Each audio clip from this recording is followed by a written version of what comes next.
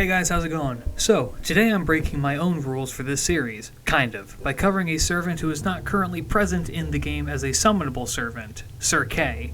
Now, Sir Kay does exist in FGO, so minor spoiler warning, 3, 2, 1, as Add, the little talking box that Grey keeps in a cage and acts as her weapon. Well, kind of. Add was a creation of Morgan Le Fay as a means to preserve wrong Meniad and was given the personality of Sir Kay. So, while it isn't exactly Sir Kay, it acts close enough to the genuine article to justify me talking about him here.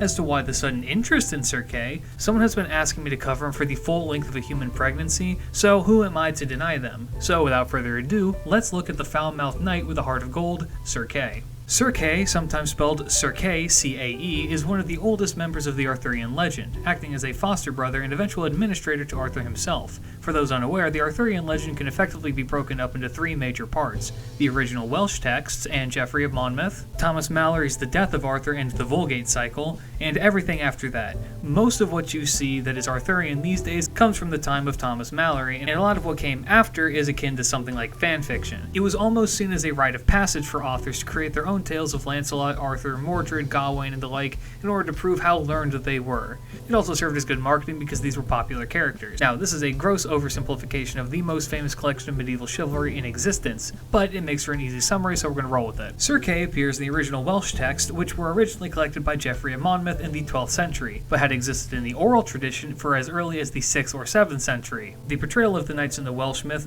differ greatly from how they are presented in the later tellings of the tale. For another example of that, go check out my Morgan Le Fay video. Full disclosure, I don't speak Welsh, so when I inevitably butcher all of the Welsh names, just know that I have a preference for vowels in my language. According to the Welsh rendition, Sir Kay's father was a man named Sinner, or Siner, or Forkbeard.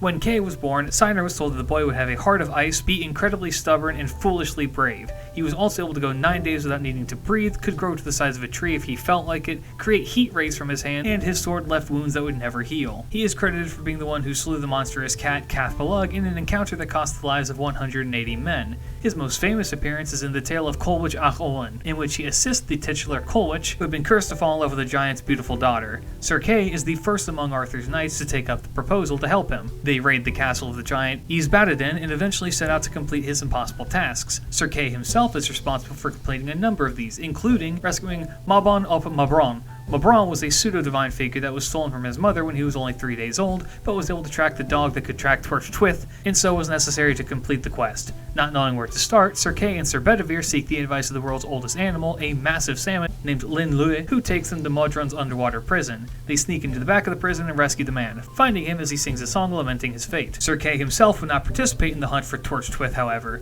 King Arthur wrote a satirical poem at the expense of Sir Kay, who took such great offense to it that he never associated himself with King Arthur again. I've tried and failed to find what this poem is, but I wish I knew what could possibly be so upsetting that you would abandon your king who you pledged loyalty to. Sir Kay would later be killed by Gwyddog, son of Menace, who would then be killed by Arthur in vengeance, showing that Arthur did still care about Kay and his honor, but that's his major role in the Welsh version. That's about where the positives end with Kay, because after that the dude becomes a bit of a train wreck. From Crescent to Troy's literature, we get the description of Sir Kay that is most commonly seen from that point on.